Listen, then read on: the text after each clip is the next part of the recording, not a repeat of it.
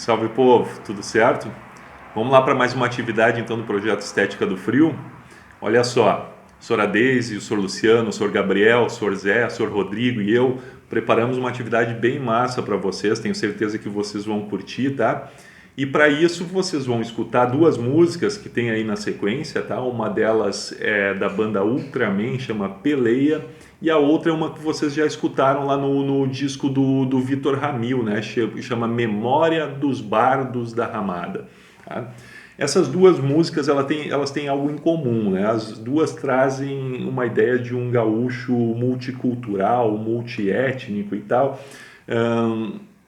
Uma delas falando mais da questão de valores, outro trazendo lembranças, digamos assim, que remetem a essas diferentes etnias que compuseram esse imaginário do ser gaúcho, né?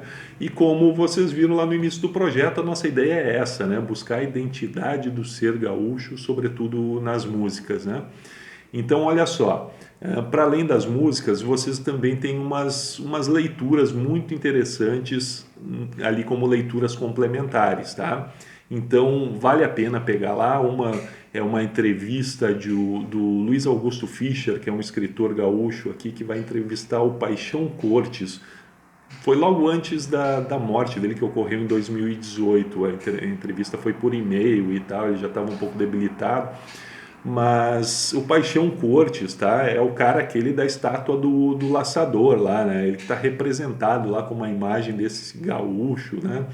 E tal. Porque ele foi um dos criadores, lá na década de 1950, do movimento tradicionalista gaúcho, né? Segundo eles, uma ideia de se contrapor a enxurrada, né, de coisas estrangeiras que estavam vindo e tal, né, a ideia da cultura estadunidense sendo vendida e massificada, né, nos diferentes países e tal, e eles queriam preservar de alguma maneira os costumes, as danças, as tradições daqui, né? Então, mas claro que a gente muitas vezes tem uma leitura desse movimento, né, feita até por integrantes do próprio movimento, que é meio reacionária, né, que cria uma dicotomia, né, nessa ideia do gaúcho ser esse cara estancieiro e tal, e o resto não tem nada a ver com o Rio Grande do Sul, né? Mas isso o próprio Paixão Cortes, né, nessa entrevista, ele critica, né? Tem um trecho que ele fala, olha só, gaúcho não precisa aderir a uma representação estanceira, congelada e reacionária. Vocês vão lembrar da nossa aula, de uma aula que a gente teve lá atrás, de sociologia, em que a gente falou de conceitos de cultura e etnocentrismo, né? Cultura não é algo estanque, parado no tempo, né? A cultura ela está em constante movimento, né? E essa ideia de etnocentrismo, né? A ideia de que as minhas ideias, o meu jeito de ver o mundo é correto, do outro está errado, né? As minhas tradições, a minha cultura é melhor que a do outro, né? E como a gente precisa desconstruir isso, né, para acabar de alguma maneira com esse tipo de preconceito.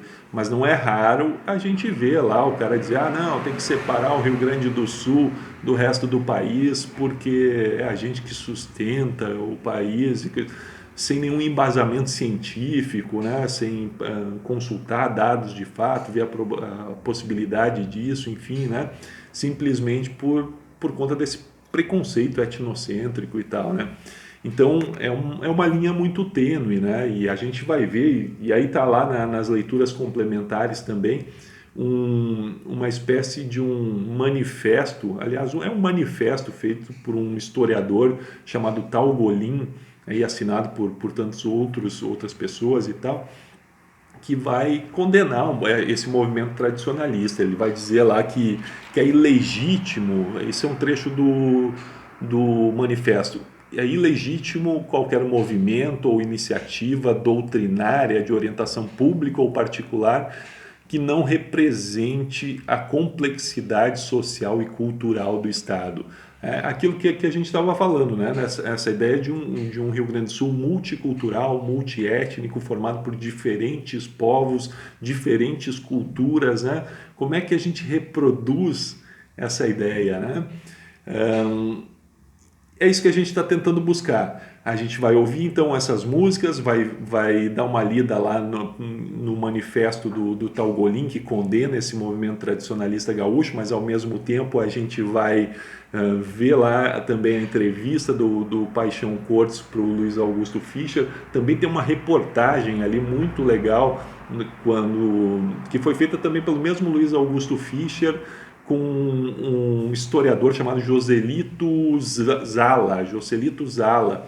Eles escreveram uma reportagem pós-morte do Paixão Cortes, também falando um pouco desse legado que ele deixou e tal, com seus parceiros lá, Barbosa Lessa e outros que na década de 1950 pensaram essa ideia, esse resgate das culturas e tal, a partir do movimento tradicionalista. Que eu falei, né? Uma linha muito tênue, né? Entre preservar essas tradições e não incorrer também no etnocentrismo. Mas é possível, né? É possível. Então, vamos lá, vamos para a atividade. Tá melhor explicadinho ali embaixo. Primeiro vamos ouvir as músicas, vamos acessar as leituras e bom trabalho para todos, tá? Abração e vamos falando.